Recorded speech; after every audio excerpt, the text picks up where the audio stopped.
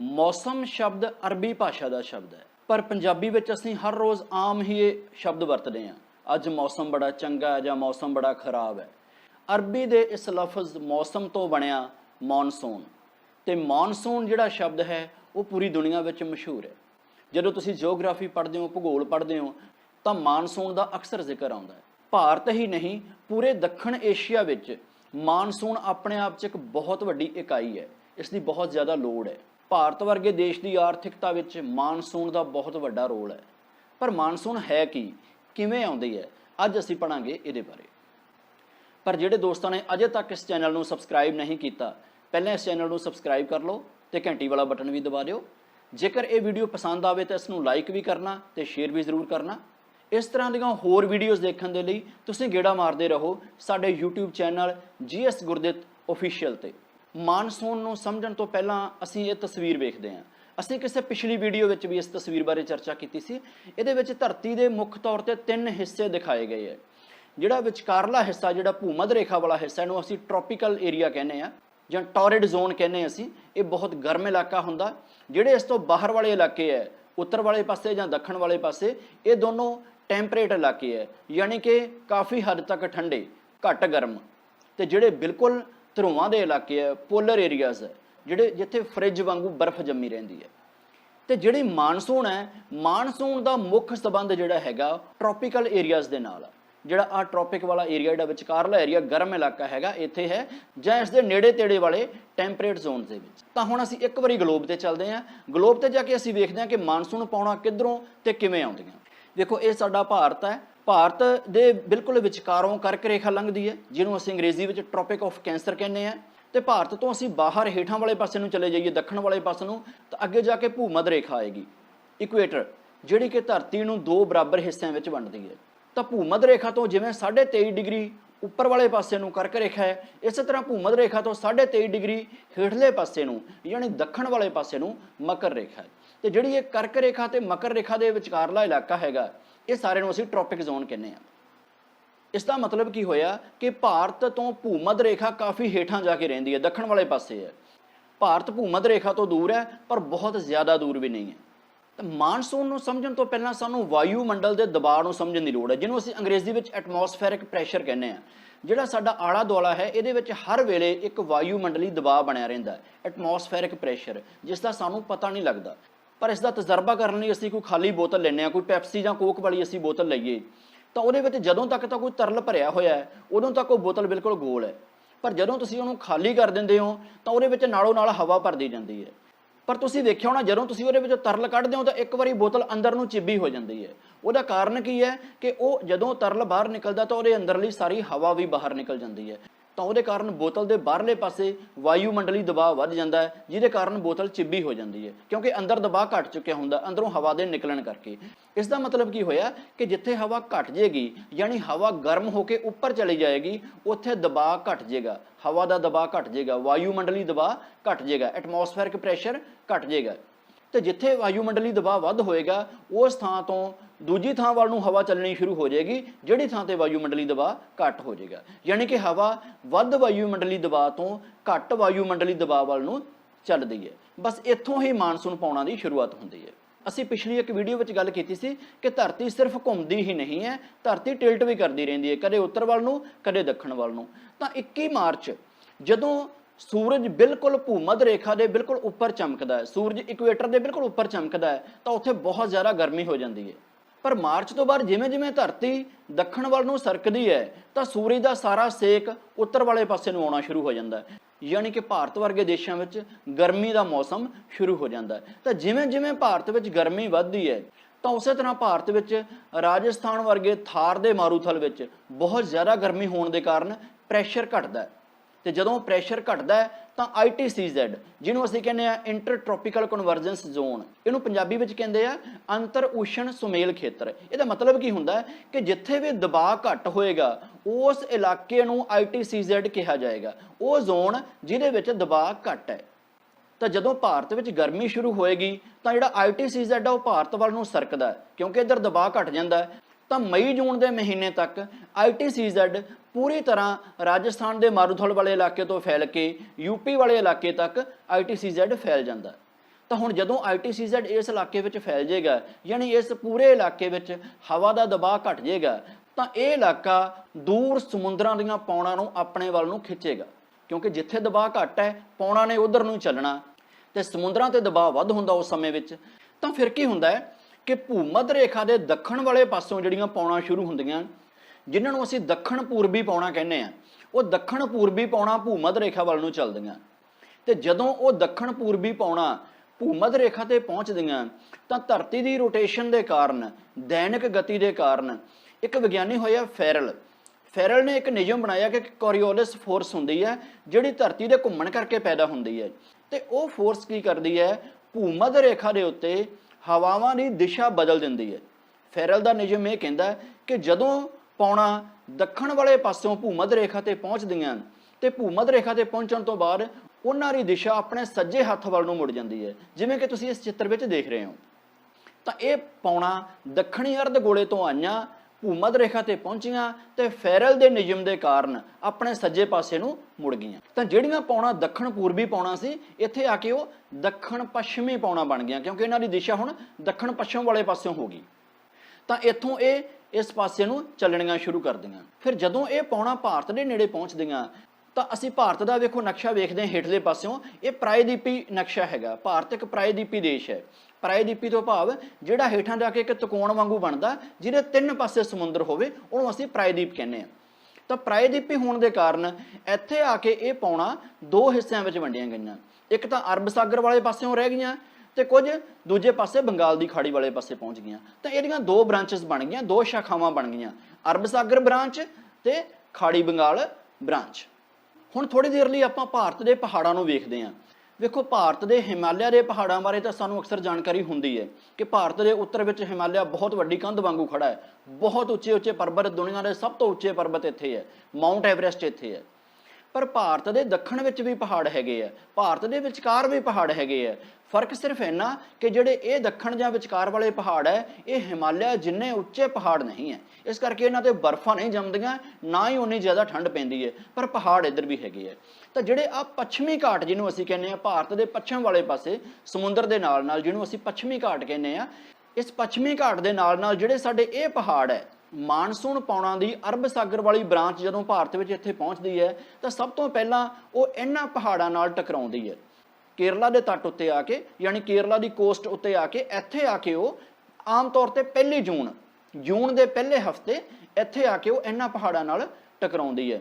ਤੇ ਇਹ ਪਹਾੜ ਇੱਥੋਂ ਕਾਫੀ ਉੱਚੇ ਹੈ। ਜਿਹੜੇ ਇਹ ਪਹਾੜ ਹੈਗੇ, ਆਪਾਂ ਨੂੰ ਵੈਸਟਰਨ ਘਾਟ ਵਾਲੇ ਪਹਾੜਾਂ ਨੂੰ ਸਮਝ ਲੈਣਾ ਕਿ ਦੱਖਣ ਵੱਲੋਂ ਵੱਧ ਉੱਚੇ ਹੈ। ਜਿਵੇਂ ਜਿਵੇਂ ਆਪਾਂ ਉੱਤਰ ਵੱਲ ਨੂੰ ਜਾਂਦੇ ਹਾਂ ਤਾਂ ਇਹ ਪਹਾੜਾਂ ਦੀ ਉਚਾਈ ਥੋੜੀ ਥੋੜੀ ਘਟਦੀ ਜਾਂਦੀ ਹੈ। ਇਸ ਕਰਕੇ ਸਭ ਤੋਂ ਪਹਿਲਾਂ ਪੌਣਾਂ ਜਿਹੜੀਆਂ ਉਹ ਟਕਰਾਉਂਦੀਆਂ ਕੇਰਲਾ ਦੇ ਤੱਟ ਨਾਲ। ਤੇ ਕੇਰਲਾ ਦੇ ਤੱਟ ਤੇ ਸਭ ਤੋਂ ਪਹਿਲੀ ਵਰਖਾ ਆਮ ਤੌਰ ਤੇ ਭਾਰਤ ਵਿੱਚ ਹੁੰਦੀ ਹੈ, ਮੇਨਲੈਂਡ ਭਾਰਤ ਦੀ ਜਦੋਂ ਆਪਾਂ ਗੱਲ ਕਰਦੇ ਹਾਂ। ਜਿਹੜਾ ਭਾਰਤ ਦਾ ਮੇਨਲੈਂਡ ਇਲਾਕਾ ਹੈਗਾ, ਜੇਕਰ ਆਪਾਂ ਆਈਲੈਂਡਸ ਵਾਲੇ ਇਲਾਕੇ ਨੂੰ ਛੱਡ ਦਈਏ, ਤੇ ਜਿਹੜੀ ਮੇਨਲੈਂਡ ਹੈਗੀ ਆ ਭਾਰਤ ਦੀ, ਇਹਦੇ ਉੱਤੇ ਆਮ ਤੌਰ ਤੇ ਕੇਰਲ ਉੱਤੇ ਸਭ ਤੋਂ ਪਹਿਲਾਂ ਮੀਂਹ ਪੈਂਦਾ, ਕਿਉਂਕਿ ਇੱਥੇ ਆ ਕੇ ਜਦੋਂ ਇੱਕਦਮ ਮਾਨਸੂਨ ਪੌਣਾਂ ਟਕਰਾਉਂਦੀਆਂ, ਮੌਸਮ ਬਿਲਕੁਲ ਬਦਲ ਜਾਂਦਾ। ਉਹਨੂੰ ਅਸੀਂ ਮਾਨਸੂਨ ਬਰਸਟ ਕਹਿੰਦੇ ਆ, ਕਿ ਮਾਨਸੂਨ ਬਰਸ ਜਾਂਦੀ ਹੈ, ਬਸਟ ਹੋਏ ਨਾ ਧਮਾਕਾ ਹੋ ਜਾਂਦਾ।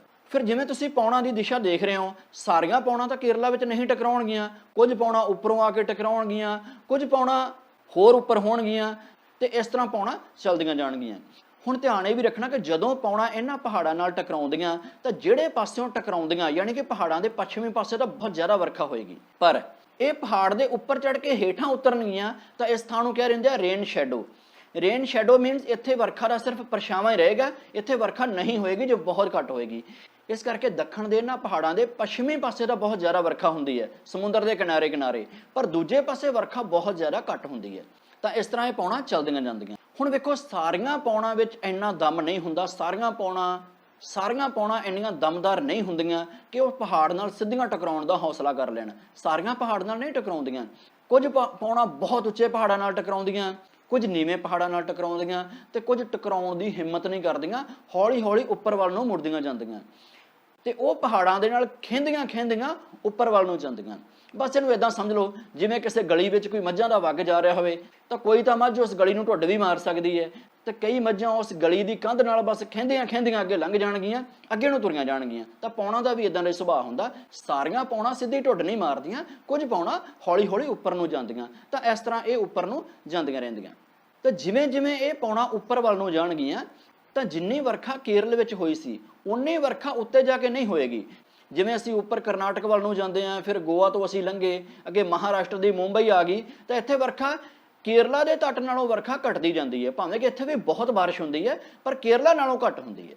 ਤੇ ਇੱਥੇ ਇੱਕ ਖਾਸ ਚੀਜ਼ ਇਹ ਵੀ ਦੱਸਣ ਵਾਲੀ ਹੈ, ਇਹ ਤੁਹਾਡੇ ਸਾਹਮਣੇ ਦੇਖੋ ਮੈਂ ਦੋ ਸ਼ਹਿਰ ਦਿਖਾਏ ਆ। ਇਹ ਪਹਿਲਾ ਸ਼ਹਿਰ ਹੈਗਾ ਮੁੰਬਈ, ਬੰਬੇ, ਤੇ ਜਿਹੜਾ ਆ ਪਹਾੜ ਦੇ ਦੂਜੇ ਪਾਸੇ ਸ਼ਹਿਰ ਹੈਗਾ ਇਹ ਹੈਗਾ ਪੁਣੇ, ਜਿਹਨੂੰ ਅਸੀਂ ਪੂਨਾ ਕਹਿੰਦੇ ਸੀ ਪਹਿਲਾਂ। ਤਾਂ ਜਿਹੜਾ ਇਹ ਮੁੰਬਈ ਸ਼ਹਿਰ ਹੈਗਾ ਇਹ ਪੌਣਾ ਦੇ ਪੱਛਮੀ ਪਾਸੇ ਹੈ, ਯਾਨੀ ਕਿ ਜਦੋਂ ਪੌਣਾ ਟਕਰਾਉਂਦੀਆਂ ਪਹਾੜ ਨਾਲ ਤਾਂ ਮੁੰਬਈ ਵਿੱਚ ਬਹੁਤ ਜ਼ਿਆਦਾ ਬਾਰਿਸ਼ ਹੋਏਗੀ। ਪਰ ਪੁਣੇ ਸ਼ਹਿਰ ਬਿਲਕੁਲ ਦੂਜੇ ਪਾਸੇ ਹੈ। ਤਾਂ ਪੁਣੇ ਕਿੱਥੇ ਆ ਜਾਏਗਾ? ਰੇਨ ਸ਼ੈਡੋ ਇਲਾਕੇ ਵਿੱਚ, ਜਿੱਥੇ ਬਾਰਿਸ਼ ਦਾ ਪਰਛਾਵਾਂ ਹੀ ਪੈਣਾ। ਹੁਣ ਜਿਹੜੇ ਅਸੀਂ ਇਹ ਪੱਛਮੀ ਘਾਟ ਵਾਲੇ ਪਹਾੜ ਵੇਖੇ ਹੈ, ਇਹਨਾਂ ਦੇ ਵਿੱਚ ਕਿਤੇ ਕਿਤੇ ਦर्रे ਹੈਗੇ ਆ, ਛੋਟੇ ਛੋਟੇ ਘਾਟ ਬਣੇ ਹੋਏ ਆ, ਯਾਨੀ ਵਿੱਚੋਂ ਲੰਘਣ ਨੂੰ ਥਾਂ ਹੈਗਾ। ਤਾਂ ਜਿੱਥੋਂ ਕਿਤੋਂ ਵੀ ਲੰਘਣ ਨੂੰ ਥਾਂ ਹੈਗਾ, ਕੁਝ ਪੌਣਾ ਉੱਥੋਂ ਅੱਗੇ ਲੰਘ ਜਾਂਦੀਆਂ ਤੇ ਉਹ ਅੱਗੇ ਜਾ ਕੇ ਜਿੰਨਾ ਕੁ ਹੋ ਸਕਦਾ ਥੋੜੀ ਬਹੁਤੀ ਵਰਖਾ ਕਰਦੀਆਂ। ਪਰ ਉਹਨਾਂ ਚੋਂ ਕਿਉਂਕਿ ਬਹੁਤੀਆਂ ਜ਼ਿਆਦਾ ਪੌਣਾ ਨਹੀਂ ਲੰਘ ਸਕਦੀਆਂ, ਇਸ ਕਰਕੇ ਇਹਨਾਂ ਇਲਾਕਿਆਂ ਵਿੱਚ ਆਮ ਤੌਰ ਤੇ ਵਰਖਾ ਘੱਟ ਹੁੰਦੀ ਹੈ। ਜਿਵੇਂ ਕਿ ਤੁਸੀਂ ਆਹ ਇਲਾਕਾ ਵੇਖੋ, ਇਹ ਵਿਦਰਭ ਦਾ ਇਲਾਕਾ ਹੈਗਾ, ਮਹਾਰਾਸ਼ਟਰ, ਉੱਤਰੀ ਕਰਨਾਟਕਾ ਤੇ ਤੇਲੰਗਾਨਾ ਦਾ ਕਾਫੀ ਇਲਾਕਾ ਇਹਦੇ ਵਿੱਚ ਆ ਜਾਂਦਾ। ਜਿਹੜਾ ਇਹ ਵਿਦਰਭ ਦਾ ਇਲਾਕਾ ਹੈਗਾ, ਇੱਥੇ ਆਮ ਤੌਰ ਤੇ ਬਹੁਤ ਜ਼ਿਆਦਾ ਸੋਕਾ ਪੈਂਦਾ। ਜੇਕਰ ਤੁਸੀਂ ਅਖਬਾਰਾਂ ਪੜ੍ਹਦੇ ਰਹਿੰਦੇ ਹੋ ਤਾਂ ਵਿਦਰਭ ਦਾ ਇਲਾਕਾ ਕਿਸਾਨਾਂ ਦੀਆਂ ਆਤਮ ਹੱਤਿਆਵਾਂ ਵਾਸਤੇ ਬਹੁਤ ਜ਼ਿਆਦਾ ਬਦਨਾਮ ਹੈ, ਕਿ ਇੱਥੇ ਕਿਸਾਨ ਬਹੁਤ ਜ਼ਿਆਦਾ ਆਤਮ ਹੱਤਿਆਵਾਂ ਕਰਦੇ ਆ, ਕਿਉਂਕਿ ਇੱਥੇ ਵਰਖਾ ਦਾ ਕੋਈ ਭਰੋਸਾ ਨਹੀਂ ਹੈ। ਬਿਲਕੁਲ ਬੇਪ੍ਰਤੀਤੀ ਵਰਖਾ ਹੈਗੀ ਹੈ, ਕਦੇ ਹੁੰਦੀ ਹੈ ਕਦੇ ਨਹੀਂ ਹੁੰਦੀ। ਇਸ ਕਰਕੇ ਇਸ ਇਲਾਕੇ ਦੀ ਖੇਤੀ ਬਹੁਤ ਮਾੜੇ ਹਾਲਾਤ ਵਿੱਚ ਰਹਿੰਦੀ ਹੈ ਤੇ ਇੱਥੋਂ ਦੇ ਕਿਸਾਨ ਮਜਬੂਰੀ ਵਿੱਚ ਆਤਮ ਹੱਤਿਆਵਾਂ ਕਰਦੇ ਆ। ਹੁਣ ਜਿਹੜੀਆਂ ਪੌਣਾ ਉੱਪਰ ਨੂੰ ਚਲੀਆਂ ਗਈਆਂ, ਦੇਖੋ ਇੱਥੇ ਜਾ ਕੇ ਆ ਗਏ ਗੁਜਰਾਤ ਦੇ ਵਿੱਚ ਪਹਾੜ ਹੈਗੇ, ਇਹਨੂੰ ਗੀਰ ਦੇ ਪਹਾੜ ਕਹਿੰਦੇ ਆ। ਜਿਹੜੇ ਇਹ ਗੀਰ ਦੇ ਪਹਾੜ ਹੈ ਇਹ ਪੌਣਾ ਦੇ ਰਸਤੇ ਵਿੱਚ ਆਉਂਦੇ ਆ, ਇਸ ਕਰਕੇ ਇੱਥੇ ਵੀ ਪੌਣਾ ਕਾਫੀ ਵਰਖਾ ਕਰਦੀਆਂ, ਬਹੁਤ ਵਰਖਾ ਕਰਦੀਆਂ। ਪਰ ਜਿਹੜੀਆਂ ਪੌਣਾ ਇਹਨਾਂ ਦੇ ਆਸੇ ਪਾਸੋਂ ਜਾਂ ਪਹਾੜਾਂ ਦੇ ਵਿੱਚ ਦੀ ਦਰਿਆਂ ਦੇ ਵਿੱਚੋਂ ਲੰਘ ਗਈਆਂ, ਉਹ ਫਿਰ ਅੱਗੇ ਪਹੁੰਚ ਜਾਂਦੀਆਂ ਤੇ ਅੱਗੇ ਆ ਜਾਂਦਾ ਰਾਜਸਥਾਨ ਦਾ ਮਾਰੂਥਲ। ਹੁਣ ਜਿਹੜਾ ਰਾਜਸਥਾਨ ਦਾ ਮਾਰੂਥਲ ਹੈ, ਅਸਲ ਵਿੱਚ ਸਭ ਤੋਂ ਵੱਧ ਪੌਣਾ ਨੂੰ ਖਿੱਚਣ ਵਾਲਾ ਉਹੀ ਸੀ। ਉੱਥੇ ਘੱਟ ਦਬਾਅ ਦਾ ਖੇਤਰ ਬਣਿਆ ਸੀ ਤਾਂ ਹੀ ਪੌਣਾ ਆਈਆਂ ਸੀ। ਪਰ ਮਾੜੀ ਕਿਸਮਤ ਵੇਖੋ ਕਿ ਜਿਹਦੇ ਕਰਕੇ ਪੌਣਾ ਆਈਆਂ ਅਸਲ ਵਿੱਚ ਉੱਥੇ ਵਰਦੀਆਂ ਨਹੀਂ ਹੈ, ਬਹੁਤ ਘੱਟ ਵਰਦੀਆਂ। ਉਹਦਾ ਕਾਰਨ ਕੀ ਹੈ ਕਿ ਜਿਹੜਾ ਰਾਜਸਥਾਨ ਦੇ ਵਿੱਚ ਇੱਕ ਪਹਾੜ ਹੈ, ਅਰਾਵਲੀ ਦਾ ਪਹਾੜ, ਤੇ ਜਿਹੜਾ ਅਰਾਵਲੀ ਦਾ ਪਹਾੜ ਹੈ ਇਹਦੀ ਦਿਸ਼ਾ ਬੜੀ ਗਲਤ ਹੈ। ਹੁਣ ਕੁਦਰਤ ਨੇ ਜਿਵੇਂ ਵੀ ਬਣਾ ਦਿੱਤੀ ਦਿਸ਼ਾ ਉਦਾਂ ਹੀ ਰਹਿਣੀ ਹੈ। ਇਹਦੀ ਦਿਸ਼ਾ ਉੱਤਰ ਤੋਂ ਦੱਖਣ ਵਿੱਚ ਹੈ ਤੇ ਪੌਣਾ ਦੀ ਦਿਸ਼ਾ ਵੀ ਇਹੀ ਹੁੰਦੀ ਹੈ, ਤਾਂ ਪੌਣਾ ਦੇ ਸਮਾਂਤਰ ਹੋ ਗਿਆ, ਪੈਰਲਲ ਹੋ ਗਿਆ ਹੈ।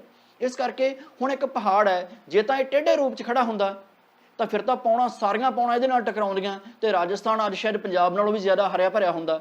ਪਰ ਕਿਉਂਕਿ ਇਹ ਪੈਰਲਲ ਖੜਾ ਪੌਣਾ ਦੇ, ਇਸ ਕਰਕੇ ਇਹਦੇ ਨਾਲ ਬਹੁਤ ਥੋੜੀਆਂ ਪੌਣਾ ਟਕਰਾ ਸਕਦੀਆਂ ਤੇ ਬਾਕੀ ਪੌਣਾ ਇਹਦੇ ਆਲੇ ਦੁਆਲਿਓਂ ਇਸੇ ਤਰ੍ਹਾਂ ਲੰਘ ਜਾਂਦੀਆਂ, ਜਿਵੇਂ ਆਪਾਂ ਪਹਿਲਾਂ ਦੱਸਿਆ ਸੀ ਮੱਝਾਂ ਵਾਂਗੂ ਖਹਿੰਦੀਆਂ ਖਹਿੰਦੀਆਂ ਅੱਗੇ ਲੰਘ ਜਾਂਦੀਆਂ। ਪਰ ਜਿੱਥੇ ਇਹ ਅਰਾਵਲੀ ਦੀ ਇਸ ਨੁੱਕਰ ਤੇ ਟਕਰਾਉਂਦੀਆਂ, ਉੱਥੇ ਅਰਾਵਲੀ ਦਾ ਸਭ ਤੋਂ ਉੱਚਾ ਇਲਾਕਾ ਹੈਗਾ, ਉਹਨੂੰ ਕਹਿੰਦੇ ਗੁਰੂ ਸ਼ਿਖਰ, ਮਾਊਂਟ ਆਬੂ ਦਾ ਇਲਾਕਾ ਹੈਗਾ, ਤਾਂ ਉੱਥੇ ਕਾਫੀ ਵਰਖਾ ਕਰਦੀਆਂ। ਇਸ ਕਰਕੇ ਇਹ ਇਲਾਕਾ ਬਹੁਤ ਹਰਿਆ ਭਰਿਆ ਹੈਗਾ। ਪਰ ਸਿਰਫ ਇੰਨਾ ਹੀ ਹੈ, ਇਸ ਤੋਂ ਅੱਗੇ ਪੌਣਾ ਇਹ ਅੱਗੇ ਇਸੇ ਤਰ੍ਹਾਂ ਹੀ ਦਿੱਲੀ ਤੇ ਪੰਜਾਬ ਵੱਲ ਨੂੰ ਚਲੀਆਂ ਜਾਂਦੀਆਂ। ਪਰ ਸਾਰੀਆਂ ਪੌਣਾ ਗੁਜਰਾਤ ਵੱਲ ਨੂੰ ਨਹੀਂ ਆਈਆਂ। ਕੁਝ ਪੌਣਾ ਇੱਥੋਂ ਨਦੀਆਂ ਦੇ ਮੁਹਾਣਿਆਂ ਵਿੱਚੋਂ ਇੱਥੋਂ ਪੂਰਬ ਵੱਲ ਨੂੰ ਮੁੜ ਗਈਆਂ, ਜਿਵੇਂ ਇੱਥੋਂ ਤਾਪਤੀ ਨਦੀ ਦਾ ਮੁਹਾਣਾ ਹੋ ਗਿਆ ਜਾਂ ਉੱਤੇ ਨਰਮਦਾ ਨਦੀ ਦਾ ਮੁਹਾਣਾ ਹੋ ਗਿਆ। ਇਹਨਾਂ ਮੁਹਾਣਿਆਂ ਵਿੱਚੋਂ, ਇਹਨਾਂ ਘਾਟੀਆਂ ਵਿੱਚੋਂ ਬਹੁਤ ਸਾਰੀਆਂ ਪੌਣਾ ਇੱਧਰ ਨੂੰ ਵੀ ਨਿਕਲ ਜਾਂਦੀਆਂ। ਤਾਂ ਫਿਰ ਅੱਗੇ ਜਦੋਂ ਉਹਨਾਂ ਦਾ ਟਕਰਾਅ ਹੁੰਦਾ ਵਿਧਿਆਂਚਲ ਪਰਬਤ ਨਾਲ ਜਾਂ ਇੱਧਰ ਸਤਪੁੜਾ ਦੀਆਂ ਪਹਾੜੀਆਂ ਨਾਲ, ਤਾਂ ਇਹਨਾਂ ਇਲਾਕਿਆਂ ਵਿੱਚ ਵੀ ਪੌਣਾ ਕਾਫੀ ਚੰਗੀ ਵਰਖਾ ਕਰ ਦਿੰਦੀਆਂ। ਇਸ ਕਰਕੇ ਜਿੱਥੋਂ ਨਰਮਦਾ ਨਦੀ ਸ਼ੁਰੂ ਹੁੰਦੀ ਹੈ, ਅਮਰਕੰਟਕ ਦਾ ਏਰੀਆ, ਇਸ ਇਲਾਕੇ ਵਿੱਚ ਵੀ ਕਾਫੀ ਚੰਗੀ ਬਾਰਿਸ਼ ਹੋ ਜਾਂਦੀ ਹੈ, ਕਿਉਂਕਿ ਜਿਹੜੀਆਂ ਪੌਣਾ ਇੱਥੋਂ ਨਦੀ ਘਾਟੀ ਵਿੱਚ ਪ੍ਰਵੇਸ਼ ਕਰ ਜਾਂਦੀਆਂ ਉਹ ਇਹਨਾਂ ਇਲਾਕਿਆਂ ਵਿੱਚ ਵਰ ਜਾਂਦੀਆਂ। ਤਾਂ ਅਰਬ ਸਾਗਰ ਬ੍ਰਾਂਚ ਵੀ ਇੱਥੇ ਜਾ ਕੇ ਕਈ ਹਿੱਸਿਆਂ 'ਚ ਵੰਡੀ ਜਾਂਦੀ ਹੈ, ਜਿਵੇਂ ਨਦੀਆਂ ਦੇ ਮੁਹਾਣਿਆਂ 'ਚੋਂ ਥੋੜੀ ਬਹੁਤੀ ਇੱਥੋਂ ਦੱਖਣ ਭਾਰਤ ਵੱਲ ਨੂੰ ਚਲੀ ਗਈ, ਫਿਰ ਅੱਗੇ ਆ ਕੇ ਨਰਮਦਾ ਤਾਪਤੀ ਵਾਲੇ ਪਾਸੇ ਨੂੰ ਚਲੀ ਗਈ, ਫਿਰ ਅੱਗੇ ਜਾ ਕੇ ਇੱਥੋਂ ਗੁਜਰਾਤ ਦੇ ਨਾਲੋਂ ਇੱਕ ਮਾਹੀ ਨਦੀ ਦੀ ਘਾਟੀ ਹੈਗੀ ਆ, ਇਹ ਮਾਹੀ ਨਦੀ ਤੋਂ ਇੱਥੋਂ ਯੂਪੀ ਵੱਲ ਨੂੰ ਵੀ ਕੁਝ ਪੌਣਾ ਚਲੀਆਂ ਜਾਂਦੀਆਂ ਤੇ ਬਾਕੀ ਪੌਣਾ ਜਿਵੇਂ ਮੈਂ ਪਹਿਲਾਂ ਦੱਸਿਆ ਉਹ ਪੰਜਾਬ, ਹਰਿਆਣਾ, ਦਿੱਲੀ ਇਹਨਾਂ ਇਲਾਕਿਆਂ ਵੱਲ ਨੂੰ ਚਲੀਆਂ ਜਾਂਦੀਆਂ। ਤਾਂ ਇਹ ਅਸੀਂ ਇੱਕ ਵਾਰੀ ਮਾਨਸੂਨ ਪੌਣਾ ਦੀ ਜਿਹੜੀ ਅਰਬ ਸਾਗਰ ਵਾਲੀ ਬ੍ਰਾਂਚ ਹੈ ਉਹਦੇ ਬਾਰੇ ਪੜ੍ਹਿਆ ਕਿ ਉਹ ਇੱਥੇ ਕਿਵੇਂ ਪਹੁੰਚਦੀ ਹੈ। ਤਾਂ ਇਸ ਤੋਂ ਪਹਿਲਾਂ ਕਿ ਅਸੀਂ ਪੰਜਾਬ ਹਰਿਆਣਾ ਦੀ ਗੱਲ ਕਰੀਏ, ਪਹਿਲਾਂ ਅਸੀਂ ਮਾਨਸੂਨ ਪੌਣਾ ਦੀ ਦੂਜੀ ਬ੍ਰਾਂਚ ਵਾਲੇ ਪਾਸੇ ਆ ਜਾਈਏ। ਤੇ ਜਿਹੜੀ ਦੂਜੀ ਬ੍ਰਾਂਚ ਹੈ ਮਾਨਸੂਨ ਪੌਣਾ ਦੀ, ਜਿਹੜੀ ਬੰਗਾਲ ਦੀ ਖਾੜੀ ਵਾਲੀ ਬ੍ਰਾਂਚ ਹੈ, ਪਹਿਲਾਂ ਅਸੀਂ ਉਹਦੇ ਬਾਰੇ ਪੜ੍ਹ ਲਈਏ। ਤਾਂ ਜਦੋਂ ਇੱਥੋਂ ਸ਼੍ਰੀਲੰਕਾ ਦੇ ਕੋਲੋਂ ਪੌਣਾ ਦੋ ਹਿੱਸਿਆਂ 'ਚ ਵੰਡੀਆਂ ਗਈਆਂ ਸੀ, ਇੱਕ ਇੱਧਰਲਾ ਹਿੱਸਾ ਰਹਿ ਗਿਆ ਸੀਗਾ। ਤਾਂ ਜਿਹੜਾ ਹੁਣ ਇੱਧਰਲਾ ਹਿੱਸਾ ਹੈ, ਹੁਣ ਫੈਰਲ ਦਾ ਨਿਯਮ ਜਿਵੇਂ ਆਪਾਂ ਪਹਿਲਾਂ ਪੜ੍ਹਿਆ ਉਹ ਇਹ ਕਹਿੰਦਾ ਕਿ ਉੱਤਰੀ ਅਰਧ ਗੋਲੇ ਵਿੱਚ ਜਿਹੜਾ ਨਾਰਦਰਨ ਹੈਮੀਸਫੀਅਰ ਹੈ, ਤਾਂ ਉਹਦੇ ਵਿੱਚ ਪੌਣਾ ਆਪਣੇ ਸੱਜੇ ਪਾਸੇ ਵੱਲ ਨੂੰ ਮੁੜਨ ਦੀ ਕੋਸ਼ਿਸ਼ ਕਰਨਗੀਆਂ। ਪਰ ਇੱਥੇ ਫੈਰਲ ਦਾ ਨਿਯਮ ਆਮ ਤੌਰ ਤੇ ਫੇਲ ਹੋ ਜਾਂਦਾ। ਕਿਉਂ? ਕਿਉਂਕਿ ਖਾੜੀ ਬੰਗਾਲ ਵਿੱਚ ਬਹੁਤ ਜ਼ਿਆਦਾ ਚੱਕਰਵਾਤੀ ਤੂਫਾਨ ਹੁੰਦੇ ਆ। ਤੇ ਚੱਕਰਵਾਤੀ ਤੂਫਾਨ ਉਹਨਾਂ ਪੌਣਾਂ ਨੂੰ ਘੁਮਾ ਕੇ ਇਹਨਾਂ ਨੂੰ ਥੋੜਾ ਬਹੁਤਾ ਪੱਛਮ ਵਾਲੇ ਪਾਸੇ ਨੂੰ ਮੋੜਦੇ ਰਹਿੰਦੇ ਆ। ਤਾਂ ਜਿੰਨੀਆਂ ਕੋ ਪੌਣਾਂ ਨੂੰ ਉਹ ਪੱਛਮ ਵਾਲੇ ਪਾਸੇ ਨੂੰ ਮੋੜਦੇ ਰਹਿੰਦੇ ਆ, ਉਨੀਆਂ ਕੋ ਪੌਣਾਂ ਭਾਰਤ ਦੇ ਇਹਨਾਂ ਇਲਾਕਿਆਂ ਤੇ ਵਰਖਾ ਕਰਦੀਆਂ ਰਹਿੰਦੀਆਂ। ਇੱਧਰ ਭਾਰਤ ਦੇ ਪੂਰਬੀ ਘਾਟ ਨਾਲ ਟਕਰਾਉਂਦੀਆਂ ਤੇ ਇੱਥੇ ਵਰਖਾ ਕਰਦੀਆਂ। ਪਰ ਪੂਰਬੀ ਘਾਟ ਦੇ ਪਹਾੜ ਪੱਛਮੀ ਘਾਟ ਦੇ ਪਹਾੜਾਂ ਜਿੰਨੇ ਉੱਚੇ ਨਾ ਹੋਣ ਕਰਕੇ ਇਹਨਾਂ ਇਲਾਕਿਆਂ ਵਿੱਚ ਉਨੀ ਜ਼ਿਆਦਾ ਬਾਰਿਸ਼ ਨਹੀਂ ਹੁੰਦੀ ਜਿੰਨੀ ਬਾਰਿਸ਼ ਇੱਧਰ ਪੱਛਮੀ ਘਾਟ ਵਾਲੇ ਇਲਾਕਿਆਂ ਵਿੱਚ ਆਪਾਂ ਦੇਖੀ ਸੀ। ਤੇ ਬਹੁਤੀਆਂ ਪੌਣਾਂ ਹੌਲੀ ਹੌਲੀ ਉੱਪਰ ਬੰਗਾਲ ਵਾਲੇ ਪਾਸੇ ਨੂੰ, ਅਸਾਮ ਵਾਲੇ ਪਾਸੇ ਨੂੰ ਪਹੁੰਚ ਜਾਂਦੀਆਂ, ਬੰਗਲਾਦੇਸ਼ ਕੋਲੇ ਪਹੁੰਚ ਜਾਂਦੀਆਂ, ਕਿਉਂਕਿ ਇਹਨਾਂ ਪੌਣਾਂ ਨੂੰ ਇੱਧਰ ਪਹੁੰਚਾਉਣ ਵਾਲਾ ਚੱਕਰਵਾਤ ਹੈ। ਇਸੇ ਕਰਕੇ ਜਿਹੜੀ ਪੂਰਬ ਵਾਲੇ ਪਾਸੇ ਹੋਣ ਵਾਲੀ ਵਰਖਾ ਹੈਗੀ ਆ, ਇਹਨੂੰ ਆਮ ਤੌਰ ਤੇ ਚੱਕਰਵਾਤੀ ਵਰਖਾ ਕਿਹਾ ਜਾਂਦਾ। ਪਰ ਜਿਹੜੀ ਇੱਧਰ ਪੱਛਮ ਵਾਲੇ ਪਾਸੇ ਵਰਖਾ ਹੁੰਦੀ ਹੈ ਉਹਨੂੰ ਆਮ ਤੌਰ ਤੇ ਪਰਬਤੀ ਵਰਖਾ ਕਿਹਾ ਜਾਂਦਾ। ਹੁਣ ਜਦੋਂ ਇਹ ਪੌਣਾਂ ਬੰਗਲਾਦੇਸ਼ ਪਹੁੰਚਦੀਆਂ, ਤੁਸੀਂ ਸੁਣਿਆ ਹੋਵੇਗਾ ਬੰਗਲਾਦੇਸ਼ ਵਿੱਚ ਬੜੇ ਹੜ੍ਹ ਆਉਂਦੇ ਆ, ਪਰ ਕੀ ਤੁਹਾਨੂੰ ਪਤਾ ਹੈ ਕਿ ਬੰਗਲਾਦੇਸ਼ ਵਿੱਚ ਬਹੁਤ ਘੱਟ ਬਾਰਿਸ਼ ਹੁੰਦੀ ਹੈ, ਕਿਉਂਕਿ ਬੰਗਲਾਦੇਸ਼ ਵਿੱਚ ਤਕਰੀਬਨ ਕੋਈ ਪਹਾੜ ਨਹੀਂ ਹੈ, ਬਹੁਤ ਘੱਟ, ਕੋਈ ਛੋਟਾ ਮੋਟਾ ਪਹਾੜ ਸ਼ਾਇਦ ਹੋਵੇ। ਤਾਂ ਜਿਹੜੇ ਦੇਸ਼ ਵਿੱਚ ਪਹਾੜ ਹੀ ਨਹੀਂ ਹੈ ਉੱਥੇ ਵਰਖਾ ਹੋਣ ਦੇ ਕੋਈ ਚਾਂਸ ਨਹੀਂ ਹੈ, ਤਾਂ ਫਿਰ ਉੱਥੇ ਇੰਨੇ ਜ਼ਿਆਦਾ ਹੜ੍ਹ ਕਿਉਂ ਆਉਂਦੇ ਆ? ਉਹ ਕਿਉਂ ਆਉਂਦੇ ਆ ਉਹ ਆਪਾਂ ਅੱਗੇ ਜਾ ਕੇ ਦੇਖਦੇ ਹਾਂ। ਤਾਂ ਬੰਗਲਾਦੇਸ਼ ਦੇ ਉੱਪਰੋਂ ਇਦਾਂ ਹੀ ਪੌਣਾਂ ਲੰਘ ਜਾਂਦੀਆਂ, ਬੰਗਲਾਦੇਸ਼ ਵਿਚਾਰਾ ਸੁੱਕੇ ਦਾ ਸੁੱਕਾ ਰਹਿ ਜਾਂਦਾ। ਤੇ ਫਿਰ ਇਹ ਪੌਣਾਂ ਅੱਗੇ ਪਹੁੰਚਦੀਆਂ ਇਹਨਾਂ ਥਾਵਾਂ ਤੇ ਮੇਘਾਲਿਆ ਵਿੱਚ। ਭਾਰਤ ਦੀ ਸਟੇਟ ਹੈ ਮੇਘਾਲਿਆ, ਅਸਾਮ ਦੇ ਹੇਠਲੇ ਪਾਸੇ। ਇੱਥੇ ਗਾਰੋ, ਖਾਸੀ ਤੇ ਜੈਂਤੀਆ ਦੀਆਂ ਪਹਾੜੀਆਂ, ਜਿਹੜੀਆਂ ਇਹ ਪਹਾੜੀਆਂ ਇਹਨਾਂ ਵਿੱਚੋਂ ਖਾਸੀ ਦੀਆਂ ਪਹਾੜੀਆਂ ਦੀ ਇੱਕ ਘਾਟੀ ਬਣਦੀ ਹੈ। ਉਸ ਘਾਟੀ ਵਿੱਚ ਜਦੋਂ ਇਹ ਪੌਣਾਂ ਵੜਦੀਆਂ, ਉਹ ਘਾਟੀ ਇਸ ਤਰ੍ਹਾਂ ਦੀ ਹੈ ਕਿ ਬਸ ਜਿਹੜੀਆਂ ਪੌਣਾਂ ਉਹਦੇ ਵਿੱਚ ਵੜ ਜਾਂਦੀਆਂ, ਉਹ ਪੌਣਾਂ ਉੱਥੋਂ ਬਾਹਰ ਨਿਕਲਣ ਦਾ ਉਹਨਾਂ ਨੂੰ ਕੋਈ ਰਸਤਾ ਨਹੀਂ ਰਹਿ ਜਾਂਦਾ। ਇਸ ਕਰਕੇ ਇਹ ਸਾਰੀਆਂ ਪੌਣਾਂ ਫਿਰ ਇਸ ਘਾਟੀ ਵਿੱਚ ਵੜ ਜਾਂਦੀਆਂ। ਇਸ ਕਰਕੇ ਇਸ ਇਲਾਕੇ ਵਿੱਚ ਦੁਨੀਆ ਦੀ ਸਭ ਤੋਂ ਵੱਧ ਬਾਰਿਸ਼ ਹੁੰਦੀ ਹੈ। ਇੱਥੇ ਚਿਰਾਪੂੰਜੀ ਨਾਮ ਦਾ ਸਥਾਨ ਹੈ, ਉਹਦੇ ਨਾਲ ਇੱਕ ਹੋਰ ਛੋਟਾ ਜਿਹਾ ਪਿੰਡ ਹੈ ਮਾਸਿਨ ਰਾਮ। ਜਿਹੜਾ ਮਾਸਿਨ ਰਾਮ ਹੈ ਉੱਥੇ ਦੁਨੀਆ ਦੀ ਸਭ ਤੋਂ ਵੱਧ ਬਾਰਿਸ਼ ਮਾਸਿਨ ਰਾਮ ਵਿੱਚ ਹੁੰਦੀ ਹੈ, ਤੇ ਚਿਰਾਪੂੰਜੀ ਵਿੱਚ ਵੀ ਬਹੁਤ ਜ਼ਿਆਦਾ ਹੁੰਦੀ ਹੈ। ਉਹਦਾ ਕਾਰਨ ਕੀ ਹੈ ਕਿ ਜਿਹੜੀਆਂ ਪੌਣਾਂ ਐਂਟਰ ਕਰ ਜਾਂਦੀਆਂ ਉਹਨਾਂ ਨੂੰ ਬਾਹਰ ਨਿਕਲਣ ਦਾ ਕੋਈ ਰਸਤਾ ਨਹੀਂ ਮਿਲਦਾ। ਪਰ ਸਾਰੀਆਂ ਪੌਣਾਂ ਤਾਂ ਇਸ ਘਾਟੀ ਵਿੱਚ ਨਹੀਂ ਵੜਦੀਆਂ, ਬਹੁਤ ਸਾਰੀਆਂ ਪੌਣਾਂ ਇਸ ਨਾਲ ਵਾਲੀ ਸੂਰਮਾ ਘਾਟੀ ਵਿੱਚ ਵੜ ਜਾਂਦੀਆਂ। ਤੇ ਜਦੋਂ ਉਹ ਸੂਰਮਾ ਘਾਟੀ ਵਿੱਚ ਐਂਟਰ ਕਰ ਜਾਂਦੀਆਂ ਤਾਂ ਉਹ ਅੱਗੇ ਜਾ ਕੇ ਇਸ ਥਾਂ ਤੇ ਪਹੁੰਚ ਜਾਂਦੀਆਂ ਅਰੁਣਾਚਲ ਪ੍ਰਦੇਸ਼ ਵਿੱਚ।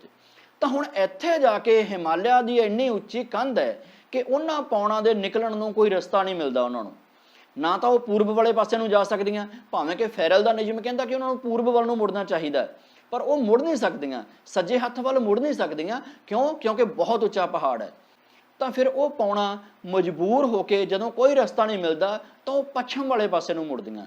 ਜਿੰਨੀਆਂ ਕੋਈ ਇੱਥੇ ਵਰ ਸਕਦੀਆਂ, ਬਹੁਤ ਜ਼ਿਆਦਾ ਇੱਥੇ ਵਰ ਜਾਂਦੀਆਂ, ਪਰ ਉਹਨਾਂ 'ਚੋਂ ਬਹੁਤ ਸਾਰੀਆਂ ਪੱਛਮ ਵਾਲੇ ਪਾਸੇ ਨੂੰ ਮੁੜ ਜਾਂਦੀਆਂ। ਤਾਂ ਇੱਥੇ ਜਾ ਕੇ ਫੈਰਲ ਦਾ ਨਿਯਮ, ਕੋਰੀਓਲਸ ਫੋਰਸ, ਇਹ ਸਾਰੇ ਨਿਯਮ ਫੇਲ ਹੋ ਜਾਂਦੇ ਆ। ਇੱਥੇ ਜਾ ਕੇ ਲੋਕਲ ਨਿਯਮ ਲਾਗੂ ਹੁੰਦੇ ਆ। ਕਿਉਂ? ਕਿਉਂਕਿ ਇੱਥੇ ਬਹੁਤ ਉੱਚੇ ਪਹਾੜ ਹੈ। ਇਹਨਾਂ ਪੌਣਾਂ ਦੇ ਪੱਛਮ ਵਾਲੇ ਪਾਸੇ ਨੂੰ ਮੁੜਨ ਵਾਸਤੇ ਦੋ ਗੱਲਾਂ ਜ਼ਿੰਮੇਵਾਰ ਹੈ। ਪਹਿਲੀ ਗੱਲ ਤਾਂ ਇਹਨਾਂ ਕੋਲੇ ਹੋਰ ਕਿਸੇ ਪਾਸੇ ਨਿਕਲਣ ਦਾ ਕੋਈ ਰਸਤਾ ਨਹੀਂ ਹੁੰਦਾ, ਸਿਰਫ ਪੱਛਮ ਵਾਲੇ ਪਾਸੇ ਹੀ ਰਸਤਾ ਖੁੱਲ੍ਹਾ ਹੈ। ਦੂਜਾ ਕਾਰਨ ਇਹ ਵੀ ਹੈ ਕਿ ਇੱਧਰਲੇ ਪਾਸੇ ਜਿਹੜਾ ਰਾਜਸਥਾਨ ਦਾ ਥਾਰ ਮਾਰੂਥਲ ਹੈ ਉਹ ਫਿਰ ਇਹਨਾਂ ਨੂੰ ਖਿੱਚਦਾ ਹੈ, ਤੇ ਉਹਦੀ ਖਿੱਚ ਇਹਨਾਂ ਨੂੰ ਫਿਰ ਇੱਧਰ ਨੂੰ ਲਿਆਉਂਦੀ ਹੈ। ਇਹ ਵੱਖਰੀ ਗੱਲ ਹੈ ਕਿ ਉਹ ਖਿੱਚਣ ਵਾਲੇ ਨੇ ਫਿਰ ਵਿਚਾਰੇ ਨੇ ਪਿਆਸਾ ਰਹਿ ਜਾਣਾ, ਉਹਦੇ ਤੱਕ ਫਿਰ ਇਹ ਪੌਣਾ ਨਹੀਂ ਪਹੁੰਚਣੀਆਂ।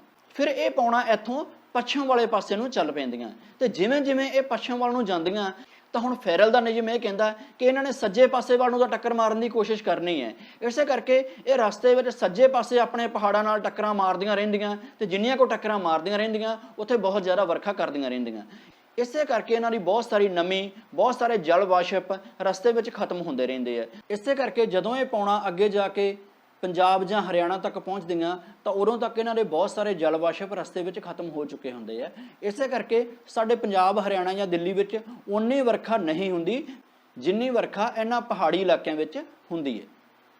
ਤਾਂ ਫਿਰ ਜਦੋਂ ਇਹ ਪੌਣਾ ਅੱਗੇ ਹਿਮਾਚਲ ਕੋਲੇ ਪਹੁੰਚਦੀਆਂ ਤਾਂ ਉਧਰੋਂ ਜਿਹੜੀ ਅਰਬ ਸਾਗਰ ਵਾਲੀ ਸ਼ਾਖਾ ਆਈ ਹੁੰਦੀ ਹੈ ਤੇ ਇਧਰੋਂ ਬੰਗਾਲ ਦੀ ਖਾੜੀ ਵਾਲੀ ਸ਼ਾਖਾ ਆ ਜਾਂਦੀ ਹੈ। ਜਦੋਂ ਦੋ ਪਾਸਿਓਂ ਇਕੱਠੀਆਂ ਸ਼ਾਖਾਵਾਂ ਆਉਂਦੀਆਂ ਵਰਖਾ ਦੀਆਂ, ਮਾਨਸੂਨ ਦੀਆਂ ਇਕੱਠੀਆਂ ਸ਼ਾਖਾਵਾਂ ਆਉਂਦੀਆਂ ਤਾਂ ਉਹ ਪੌਣਾ ਆਪਸ ਵਿੱਚ ਭਿੜ ਜਾਂਦੀਆਂ, ਤਾਂ ਉਹਦੇ ਕਾਰਨ ਉੱਥੇ ਬਹੁਤ ਜ਼ਿਆਦਾ ਸਖਤ ਮੀਂਹ ਪੈਂਦਾ। ਕਈ ਵਾਰੀ ਉਹਨੂੰ ਕਹਿੰਦੇ ਆ ਬੱਦਲ ਫਟਣਾ, cloud burst. Cloud burst means ਜਦੋਂ ਦੋਵੇਂ ਪਾਸੇ ਵਾਲੀਆਂ ਬ੍ਰਾਂਚਾਂ ਆ ਕੇ ਭਿੜ ਜਾਣ ਕਿਸੇ ਖਾਸ ਥਾਂ ਤੇ, ਤਾਂ ਇੱਕਦਮ ਜਿਵੇਂ ਪੂਰੇ ਦਾ ਪੂਰਾ ਬੱਦਲ ਇੱਕੋ ਥਾਂ ਤੇ, ਜਿਵੇਂ ਕਹਿ ਲਓ ਕਿ ਤੁਹਾਡੀ ਛੱਤ ਤੇ ਰੱਖੀ ਕੋਈ ਪਾਣੀ ਦੀ ਟੈਂਕੀ ਇੱਕਦਮ ਫਟ ਜਾਵੇ, ਇਸ ਤਰ੍ਹਾਂ ਪਾਣੀ ਹੇਠਾਂ ਵਰਸਦਾ। ਤਾਂ ਇਹ ਸਾਰੇ ਇਲਾਕਿਆਂ ਵਿੱਚ ਇੱਥੇ ਇੱਦਾਂ ਬਾਰਿਸ਼ ਹੁੰਦੀ ਹੈ। ਤਾਂ ਫਿਰ ਇਹ ਪੌਣਾ ਜਦੋਂ ਇੱਥੇ ਸ਼ਿਵਾਲਿਕ ਦੇ ਪਹਾੜਾਂ ਨਾਲ ਟਕਰਾਉਂਦੀਆਂ ਤਾਂ ਇਹਨਾਂ ਪੰਜਾਬ ਦੇ ਇਹਨਾਂ ਇਲਾਕਿਆਂ ਵਿੱਚ, ਉੱਤਰ ਵਾਲੇ ਇਲਾਕਿਆਂ ਵਿੱਚ ਬਾਰਿਸ਼ ਕਰਦੀਆਂ। ਪਰ ਉੱਤਰ ਵਾਲੇ ਇਲਾਕੇ ਪਹਾੜਾਂ ਦੇ ਜ਼ਿਆਦਾ ਨੇੜੇ ਹੋਣ ਕਾਰਨ ਇੱਥੇ ਜ਼ਿਆਦਾ ਬਾਰਿਸ਼ ਹੁੰਦੀ ਹੈ, ਤੇ ਜਿਵੇਂ ਜਿਵੇਂ ਇਹ ਪੌਣਾ ਇੱਧਰਲੇ ਪਾਸੇ ਪੰਜਾਬ ਦੇ ਹੇਠਲੇ ਪਾਸੇ ਨੂੰ ਆਉਂਦੀਆਂ ਬਾਰਿਸ਼ ਘਟਦੀ ਜਾਂਦੀ ਹੈ। ਇਸੇ ਕਰਕੇ ਪੰਜਾਬ ਦੇ ਮਾਲਵਾ ਇਲਾਕੇ ਵਿੱਚ ਆਮ ਤੌਰ ਤੇ ਬਾਰਿਸ਼ ਘੱਟ ਹੁੰਦੀ ਹੈ, ਕਿਉਂਕਿ ਇਹ ਪਹਾੜਾਂ ਤੋਂ ਦੂਰ ਹੈ। ਇੱਥੋਂ ਤੱਕ ਆਉਂਦਿਆਂ ਪੌਣਾ ਰਸਤੇ ਵਿੱਚ ਹੀ ਪਾਣੀ ਉਹਨਾਂ ਦਾ ਖਤਮ ਹੋ ਜਾਂਦਾ। ਤੇ ਖਾਸ ਤੌਰ ਤੇ ਜਿਹੜਾ ਆਹ ਇਲਾਕਾ ਹੈਗਾ, ਆ ਫਾਜ਼ਿਲਕਾ ਜਲਾਲਾਬਾਦ ਵਾਲਾ ਆਹ ਇਲਾਕਾ, ਦੱਖਣ ਪੱਛਮੀ ਪੰਜਾਬ ਵਾਲਾ ਇਲਾਕਾ, ਸ੍ਰੀ ਮੁਕਤਸਰ ਸਾਹਿਬ ਵਾਲਾ ਇਲਾਕਾ ਹੋ ਗਿਆ, ਇਹਨਾਂ ਇਲਾਕਿਆਂ ਵਿੱਚ ਬਾਰਿਸ਼ ਹੋਰ ਵੀ ਬਹੁਤ ਘੱਟ ਹੁੰਦੀ ਹੈ, ਕਿਉਂਕਿ ਇਹ ਪਹਾੜਾਂ ਤੋਂ ਬਹੁਤ ਜ਼ਿਆਦਾ ਦੂਰ ਹੋ ਜਾਂਦੇ ਆ ਤੇ ਰਾਜਸਥਾਨ ਦੇ ਨੇੜੇ ਹੋ ਜਾਂਦੇ ਆ। ਇਸੇ ਤਰ੍ਹਾਂ ਭਾਰਤ ਵਿੱਚ ਹੋਰ ਵੀ ਬਹੁਤ ਸਾਰੇ ਇਲਾਕੇ ਹੈ ਜਿੱਥੇ ਪੌਣਾ ਬਹੁਤ ਘੱਟ ਪਹੁੰਚਦੀਆਂ, ਜਿਵੇਂ ਕਿ ਆਪਾਂ ਪਹਿਲਾਂ ਵਿਦਰਭ ਦਾ ਇਲਾਕਾ ਹੇਠਾਂ ਦੇਖਿਆ ਸੀ, ਮਹਾਰਾਸ਼ਟਰ ਵਾਲੇ ਪਾਸੇ। ਇਸੇ ਤਰ੍ਹਾਂ ਆਹ ਇੱਕ ਹੋਰ ਇਲਾਕਾ ਹੈਗਾ ਬੁੰਦੇਲਖੰਡ ਦਾ ਇਲਾਕਾ, ਉੱਤਰ ਪ੍ਰਦੇਸ਼ ਤੇ ਮੱਧ ਪ੍ਰਦੇਸ਼ ਦਾ ਕੋਈ ਸਾਂਝਾ ਜਿਹਾ ਇਲਾਕਾ ਹੈਗਾ, ਇਹਨੂੰ ਬੁੰਦੇਲਖੰਡ ਦਾ ਇਲਾਕਾ ਕਹਿੰਦੇ, ਬਹੁਤ ਮਸ਼ਹੂਰ ਇਲਾਕਾ। ਇੱਥੇ ਵੀ ਬਾਰਿਸ਼ ਬਹੁਤ ਜ਼ਿਆਦਾ ਘੱਟ ਹੁੰਦੀ ਹੈ। ਇਹਦਾ ਮੁੱਖ ਕਾਰਨ ਕੀ ਹੈ? ਜਿਵੇਂ ਉਹ ਕਹਿੰਦੇ ਕਿ ਬਹੁਤੇ ਘਰਾਂ ਦਾ ਪ੍ਰਾਹੁਣਾ ਕਈ ਵਾਰੀ ਅਕਸਰ ਭੁੱਖਾ ਰਹਿ ਜਾਂਦਾ, ਤਾਂ ਉਹ ਜਿਹੜੀਆਂ ਅਰਬ ਸਾਗਰ ਵਾਲੀ ਸ਼ਾਖਾ ਹੁੰਦੀ ਹੈ ਉਹ ਵੀ ਇੱਥੇ ਨਹੀਂ ਚੰਗੀ ਤਰ੍ਹਾਂ ਪਹੁੰਚ ਸਕਦੀ, ਤੇ ਜਿਹੜੀ ਬੰਗਾਲ ਦੀ ਖਾੜੀ ਵਾਲੀ ਸ਼ਾਖਾ ਹੁੰਦੀ ਹੈ ਉਹ ਵੀ ਇੱਧਰਲੇ ਪਾਸੇ ਘੱਟ ਪਹੁੰਚਦੀ ਹੈ। ਇਸ ਕਰਕੇ ਇਹ ਇਲਾਕਾ ਆਮ ਤੌਰ ਤੇ ਸੋਕੇ ਦਾ ਸ਼ਿਕਾਰ ਰਹਿੰਦਾ, ਬੁੰਦੇਲਖੰਡ ਦਾ ਇਲਾਕਾ। ਤੇ ਇਸੇ ਤਰ੍ਹਾਂ ਨਾਲ ਜਿਹੜਾ ਆ ਰਾਜਸਥਾਨ ਦਾ ਥਾਰ ਮਾਰੂਥਲ ਹੈ, ਇਹਦੇ ਬਾਰੇ ਤਾਂ ਆਪਾਂ ਪਹਿਲਾਂ ਹੀ ਦੱਸਿਆ, ਕਿਉਂਕਿ ਬਹੁਤ ਜ਼ਿਆਦਾ ਗਰਮ ਇਲਾਕਾ ਹੈਗਾ। ਗਰਮ ਹੋਣ ਕਰਕੇ ਜਿਹੜੀਆਂ ਪੌਣਾ ਇਹਦੇ ਉੱਪਰੋਂ ਲੰਘਦੀਆਂ ਉਹਨਾਂ ਦੇ ਜਲ ਵਾਸ਼ਪ ਇੰਨੇ ਘਟ ਜਾਂਦੇ ਆ, ਉਹ ਪੌਣਾ ਹੋਰ ਉੱਚੀਆਂ ਹੋ ਜਾਂਦੀਆਂ ਗਰਮੀ ਕਾਰਨ ਜਦੋਂ ਉੱਚੀਆਂ ਹੁੰਦੀਆਂ ਜਲ ਵਾਸ਼ਪ ਘੱਟ ਹੁੰਦੇ ਆ, ਇਸ ਕਰਕੇ ਉਹ ਇੱਥੇ ਵਰਸ ਨਹੀਂ ਸਕਦੀਆਂ ਤੇ ਉਹ ਅੱਗੇ ਚਲੀਆਂ ਜਾਂਦੀਆਂ। ਬਾਕੀ ਜਿਹੜਾ ਅਰਾਵਲੀ ਪਹਾੜ ਵਾਲਾ ਕਾਰਨ ਹੈਗਾ ਉਹਦਾ ਜ਼ਿਕਰ ਆਪਾਂ ਪਹਿਲਾਂ ਹੀ ਕਰ ਚੁੱਕੇ ਹਾਂ। ਤਾਂ ਇੱਕ ਇਹ ਇਲਾਕਾ ਹੋ ਗਿਆ, ਥਾਰ ਦਾ ਇਲਾਕਾ ਤਾਂ ਭਾਰਤ ਦਾ ਮੇਨ ਇਲਾਕਾ ਹੋ ਗਿਆ ਜਿੱਥੇ ਬਾਰਿਸ਼ ਬਹੁਤ ਘੱਟ ਹੁੰਦੀ ਹੈ। ਇਸ ਤਰ੍ਹਾਂ ਬੁੰਦੇਲਖੰਡ ਦਾ ਇਲਾਕਾ ਆਪਾਂ ਦੇਖ ਲਿਆ, ਹੇਠਾਂ ਵਿਦਰਭ ਦਾ ਇਲਾਕਾ ਦੇਖ ਲਿਆ ਜਿੱਥੇ ਕਿਸਾਨ ਜ਼ਿਆਦਾ ਆਤਮ ਹੱਤਿਆਵਾਂ ਕਰਦੇ ਆ। ਇੱਕ ਹੋਰ ਵੀ ਇਲਾਕਾ ਹੈਗਾ ਆ ਉੱਪਰ ਦਾ ਇਲਾਕਾ, ਆ ਲਦਾਖ ਵਾਲੇ ਪਾਸੇ ਦਾ ਇਲਾਕਾ। ਤਾਂ ਜਦੋਂ ਪੌਣਾ ਇੱਥੇ ਪਹਾੜਾਂ ਨਾਲ ਟਕਰਾਉਂਦੀਆਂ ਤਾਂ ਬਹੁਤ ਉੱਚੇ ਉੱਚੇ ਪਹਾੜ ਹੈ, ਜਾਂ ਤਾਂ ਪੌਣਾ ਟਕਰਾ ਕੇ ਵਾਪਸ ਮੁੜ ਆਉਂਦੀਆਂ, ਤੇ ਜਿਹੜੀਆਂ ਪੌਣਾ ਕੁਝ ਅਗਲੇ ਪਾਸੇ ਲੰਘ ਜਾਂਦੀਆਂ, ਅਗਲੇ ਪਾਸੇ ਜਾ ਕੇ ਰੇਨ ਸ਼ੈਡੋ ਬਣ ਜਾਂਦੀ ਹੈ। ਇਸ ਕਰਕੇ ਜਿਹੜਾ ਆ ਲਦਾਖ ਦਾ ਇਲਾਕਾ ਹੈਗਾ, ਰੇਨ ਸ਼ੈਡੋ ਦਾ ਇਲਾਕਾ ਹੋਣ ਕਰਕੇ ਇੱਥੇ ਵੀ ਬਾਰਿਸ਼ ਬਹੁਤ ਘੱਟ ਹੁੰਦੀ ਹੈ। ਇਸ ਕਰਕੇ ਇਹਨੂੰ ਠੰਡਾ ਰੇਗਿਸਤਾਨ ਵੀ ਕਿਹਾ ਜਾਂਦਾ, ਕਿਉਂਕਿ ਪੈਂਦੀ ਤਾਂ ਇੱਥੇ ਠੰਡ ਹੈ ਪਰ ਬਾਰਿਸ਼ ਬਹੁਤ ਘੱਟ ਪੈਂਦੀ ਹੈ, ਇਸ ਕਰਕੇ ਇਹਨੂੰ ਠੰਡਾ ਰੇਗਿਸਤਾਨ ਕਿਹਾ ਜਾਂਦਾ ਹੈ। ਇੱਥੋਂ ਅਸੀਂ ਇੱਕ ਚੀਜ਼ ਹੋਰ ਵੀ ਦੇਖੀ ਕਿ ਭਾਰਤ ਵਿੱਚ ਮਾਨਸੂਨ ਨੂੰ ਲਿਆਉਣ ਵਾਸਤੇ ਹਿਮਾਲਿਆ ਜ਼ਿੰਮੇਵਾਰ ਨਹੀਂ ਹੈ। ਮਾਨਸੂਨ ਨੂੰ ਲਿਆਉਣ ਵਾਸਤੇ ਮੁੱਖ ਤੌਰ ਤੇ ਜ਼ਿੰਮੇਵਾਰ ਕੌਣ ਹੈ? ਰਾਜਸਥਾਨ ਦਾ ਥਾਰ ਮਾਰੂਥਲ। ਇਹ ਵੱਖਰੀ ਗੱਲ ਹੈ ਕਿ ਮਾਨਸੂਨ ਨੂੰ ਮੰਗਵਾਉਣ ਵਾਲਾ ਖੁਦ ਪਿਆਸਾ ਰਹਿ ਜਾਂਦਾ। ਅਸਲ ਵਿੱਚ ਮਾਨਸੂਨ ਨੂੰ ਖਿੱਚਣ ਵਾਲਾ ਥਾਰ ਮਾਰੂਥਲ ਹੈ, ਕਿਉਂਕਿ ਇਹਦੇ ਕਾਰਨ ਇੱਥੇ ITCZ ਬਣਦਾ, ਤੇ ITCZ ਦਾ ਜਿਹੜਾ ਉਹ ਖੇਤਰ ਹੁੰਦਾ, ਉਹ ਖੇਤਰ ਹੀ ਵਰਖਾ ਨੂੰ ਇੱਧਰ ਨੂੰ ਖਿੱਚਦਾ। ਪਰ ਭਾਰਤੀ ਮਾਨਸੂਨ ਨੂੰ ਵਿਸ਼ੇਸ਼ਤਾ ਪ੍ਰਦਾਨ ਕਰਦਾ ਸਾਡਾ ਹਿਮਾਲਿਆ ਪਰਬਤ। ਇਹ ਭਾਰਤੀ ਮਾਨਸੂਨ ਨੂੰ ਸਪੈਸ਼ਲ ਬਣਾਉਂਦਾ। ਕਿਉਂ? ਕਿਉਂਕਿ ਹਿਮਾਲਿਆ ਕਰਕੇ ਹੀ ਇਹ ਸਾਰੀ ਵਰਖਾ ਹੁੰਦੀ ਹੈ, ਇਹਨਾਂ ਸਾਰੇ ਪਹਾੜਾਂ ਕਰਕੇ ਹੀ ਵਰਖਾ ਹੁੰਦੀ ਹੈ। ਪਹਾੜਾਂ ਦੇ ਕਾਰਨ ਹੀ ਵਰਖਾ ਦਾ ਵਾਧਾ ਘਾਟਾ ਹੈ। ਜੇਕਰ ਇਹਨਾਂ ਪਹਾੜਾਂ ਨੂੰ ਆਪਾਂ ਖੁਰਚ ਕੇ ਸਾਫ਼ ਕਰ ਦਈਏ ਤਾਂ ਇੱਥੇ ਕੋਈ ਬਾਰਿਸ਼ ਨਹੀਂ ਹੋਏਗੀ। ਮਾਨਸੂਨ ਪੌਣਾ ਆਉਣਗੀਆਂ ਪਰ ਉਹ ਅੱਗੇ ਚੀਨ ਵੱਲ ਨੂੰ ਲੰਘ ਜਾਣਗੀਆਂ, ਤਾਂ ਚੀਨ ਵਿੱਚ ਤਾਂ ਹੋ ਸਕਦਾ ਹੜ੍ਹ ਆ ਜਾਣ, ਪਰ ਭਾਰਤ ਪੂਰੇ ਦਾ ਪੂਰਾ ਸੁੱਕਾ ਰਹਿ ਜਾਏਗਾ। ਤਾਂ ਜਿਵੇਂ ਆਪਾਂ ਇੱਥੇ ਬੰਗਲਾਦੇਸ਼ ਦੀ ਗੱਲ ਕੀਤੀ ਸੀ, ਤਾਂ ਬੰਗਲਾਦੇਸ਼ ਵਿੱਚ ਪਹਾੜ ਨਾ ਹੋਣ ਕਰਕੇ ਬਹੁਤ ਘੱਟ ਬਾਰਿਸ਼ ਹੁੰਦੀ ਹੈ, ਪਰ ਬੰਗਲਾਦੇਸ਼ ਵਿੱਚ ਹੜ੍ਹ ਬਹੁਤ ਜ਼ਿਆਦਾ ਆਉਂਦੇ ਆ, ਕਿਉਂਕਿ ਇਹਨਾਂ ਆਲੇ ਦੁਆਲੇ ਦੇ ਇਲਾਕਿਆਂ ਨੇ, ਜਿੱਥੇ ਆਪਾਂ ਗਾਰੋ ਖਾਸੀ ਵਾਲੀਆਂ ਪਹਾੜੀਆਂ ਦੀ ਆਪਾਂ ਵਰਖਾ ਪੜ੍ਹੀ ਸੀ, ਚਿਰਾਪੂੰਜੀ, ਮਾਸਿਨ ਰਾਮ ਪੜ੍ਹਿਆ ਸੀਗਾ, ਇਹਨਾਂ ਸਾਰੇ ਇਲਾਕਿਆਂ ਦੀ ਜਿੰਨੀ ਵੀ ਵਰਖਾ ਹੁੰਦੀ ਹੈ ਤਾਂ ਇਹ ਇਲਾਕੇ ਪਹਾੜੀ ਇਲਾਕੇ ਹੈਗੇ ਆ, ਉੱਚੇ ਇਲਾਕੇ ਹੈਗੇ ਆ, ਤੇ ਇਹਨਾਂ ਸਾਰਿਆਂ ਦਾ ਪਾਣੀ ਕਿੱਧਰ ਨੂੰ ਜਾਏਗਾ? ਬੰਗਲਾਦੇਸ਼ ਨੂੰ। ਜਦੋਂ ਇੱਥੇ ਬ੍ਰਹਮਪੁੱਤਰ ਨਦੀ 'ਚ ਹੜ੍ਹ ਆਏਗਾ ਤਾਂ ਉਹਦਾ ਪਾਣੀ ਕਿੱਥੇ ਜਾਏਗਾ? ਬੰਗਲਾਦੇਸ਼ ਨੂੰ। ਇਸੇ ਕਰਕੇ ਬੰਗਲਾਦੇਸ਼ ਤੇ ਨਾਲ ਬੰਗਾਲ ਦਾ ਇਲਾਕਾ ਹੋ ਗਿਆ, ਬਿਹਾਰ ਦਾ ਇਲਾਕਾ ਹੋ ਗਿਆ, ਇਹਨਾਂ ਇਲਾਕਿਆਂ ਵਿੱਚ ਬਹੁਤ ਜ਼ਿਆਦਾ ਹੜ੍ਹ ਆਉਂਦੇ, ਕਿਉਂਕਿ ਇਹ ਪਹਾੜਾਂ ਦੇ ਨੇੜੇ ਹੋਣ ਕਰਕੇ ਪਹਾੜਾਂ ਦਾ ਸਾਰਾ ਪਾਣੀ ਇੱਧਰ ਨੂੰ ਵਗ ਤੁਰਦਾ ਹੈ। ਸੋ ਦੋਸਤੋ, ਇਹ ਸੀ ਸਾਡੀ ਅੱਜ ਦੀ ਵੀਡੀਓ, ਮਾਨਸੂਨ ਕਿਵੇਂ ਆਉਂਦੀ ਹੈ। ਜੇਕਰ ਤੁਹਾਨੂੰ ਵੀਡੀਓ ਪਸੰਦ ਆਈ ਹੈ ਤੇ ਇਸ ਨੂੰ ਲਾਈਕ ਵੀ ਕਰਨਾ, ਤੇ ਜੇਕਰ ਇਸ ਜਾਣਕਾਰੀ ਨੂੰ ਵੱਧ ਤੋਂ ਵੱਧ ਲੋਕਾਂ ਨਾਲ ਵੰਡਣਾ ਚਾਹੁੰਦੇ ਹੋ ਤੇ ਇਸ ਨੂੰ ਵੱਧ ਤੋਂ ਵੱਧ ਸ਼ੇਅਰ ਵੀ ਕਰਨਾ। ਤੇ ਜਿਹੜੇ ਦੋਸਤਾਂ ਨੇ ਅਜੇ ਤੱਕ ਵੀ ਇਸ ਚੈਨਲ ਨੂੰ ਸਬਸਕ੍ਰਾਈਬ ਨਹੀਂ ਕੀਤਾ, ਉਹ ਅੱਜ ਹੀ, ਹੁਣੇ ਹੀ ਇਸ ਚੈਨਲ ਨੂੰ ਸਬਸਕ੍ਰਾਈਬ ਕਰ ਲਓ। ਬਹੁਤ ਬਹੁਤ ਸ਼ੁਕਰੀਆ। ਮਿਲਦੇ ਹਾਂ ਕਿਸੇ ਨਵੀਂ ਵੀਡੀਓ ਨਾਲ।